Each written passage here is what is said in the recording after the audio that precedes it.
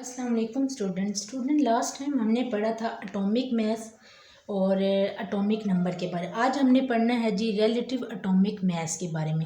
Relative atomic मास से पढ़ने से पहले मैं आपको कुछ चीज़ें बताना चाहती हूँ।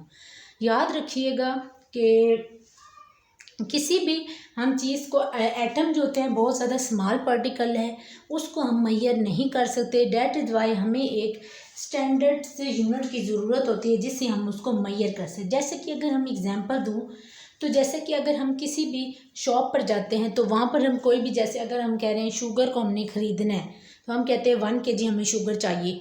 तो दुकानदार जो होता है वो तराजू में जो है एक तरफ शुगर रखता है, दूसरी तरफ हमारे जो है वो स्टैंडर्ड रखे जाते हैं, स्टैंडर्ड रखा जाता है कि 1 kg हमने लेना है। तो वहाँ पर जो है उन्होंने वेट बनाए होते हैं, तो वो रखते जाते एट दी एंड जब दोनों तरफ बैलेंस बराबर हो जाता है तो हमें वो उतनी जो है अमाउंट में शुगर जो है वो हमें दे देते हैं। तो इसी को ही कहते हैं हमारा, ये देखिए ये एक स्टैंडर्ड हमारा यूनिट है किसी भी चीज़ को मेजर करने के लिए। तो इसी तरीके से एटम को भी हम फाइंड आउट करने के लिए उसका भी एक हम यूज़ करते हैं, स्टैंडर्ड यूज़ करते हैं। तो उसके लिए हम रिलेटिव एटॉमिक मास और एटॉमिक मास यूनिट्स को यूज़।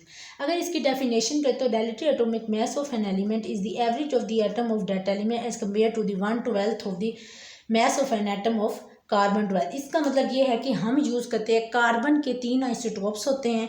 याद रखिएगा कार्बन के 3 आइसोटोप्स होते हैं, कार्बन 12, कार्बन 13, कार्बन 14।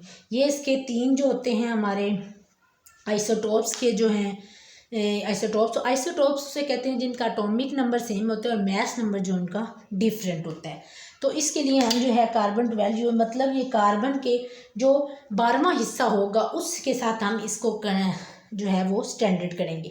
अगर मैं बात करूँ तो इसके लिए हम एटॉमिक मास यूनिट को यूज़ करते हैं। 1 AMU जो है एटॉमिक मास यूनिट 1.66 × 10⁻24 ग्राम हम यूज़ करते हैं।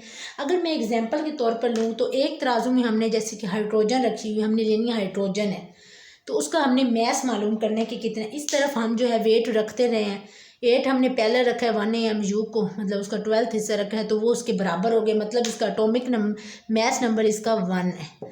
तो इसी तरीके से अगर हम हीलियम की बात करें, अभी हमें नहीं पता कि हीलियम का एटॉमिक मास क्या है, तो इसके इसी तरीके से हम जो है वेट रखते जाएंगे एट दी एंड हमें चौथे वेट पर जो है ये इक्वल हो जाएगा। तो डैट इज़ वाई इसका हीलियम का एटॉमिक मास 4 है। तो इस तरीके से हम किसी भी एलिमेंट का जो है एटॉमिक मास यूज़ करते हैं। और एटॉमिक मास जो है वो चेंज होता रहता है हर का, लेकिन है सबका स्पेसिफिक ही होता है। तो अगर इसमें से फिर भी आपको कुछ समझ ना आई हो जितना मैंने पढ़ाया है तो आप मुझसे कमेंट बॉक्स में पूछ सकते हैं। प्लीज़ मेरे चैनल को लाइक